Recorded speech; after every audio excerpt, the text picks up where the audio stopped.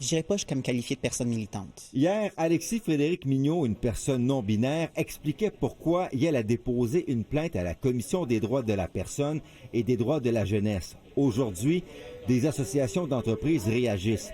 Elles s'inquiètent des impacts possibles de la décision du Tribunal des droits de la personne.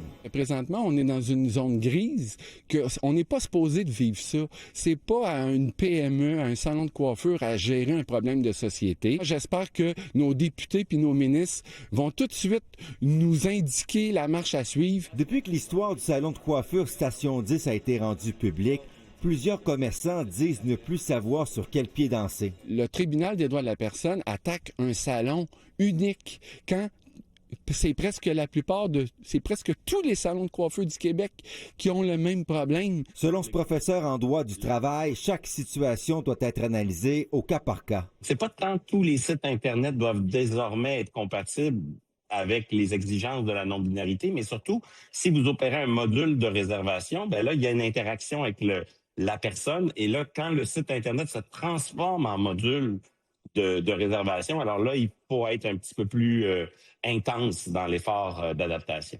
Dans le Grand Montréal, il existe déjà des salons de coiffure non genrés où l'on promet une expérience inclusive. Au Club inclusif coiffure, par exemple, les clients sont classés selon la longueur des cheveux, courts ou longs, et non selon le genre. Moi, tu me demandes une coupe de cheveux longs, une coupe de cheveux courts, ça me dérange pas que tu sois Aucune importance.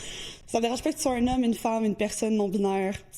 Je suis là pour faire ce que tu veux. La controverse divise aussi au sein de la communauté non-binaire. Même si on partage une identité, on ne partage pas tout le temps les mêmes points de vue ou la même approche. Je pense qu'il faut y aller peut-être plus doucement, prendre le temps de se parler, puis pas y aller de façon précipitée, parce que ça va freiner, je pense, les gens, une bonne partie de la population. Le ministre du Travail, Jean Boulet, a refusé de participer au reportage. Kevin Crunk-Desmarais, TVA Nouvelles, Montréal.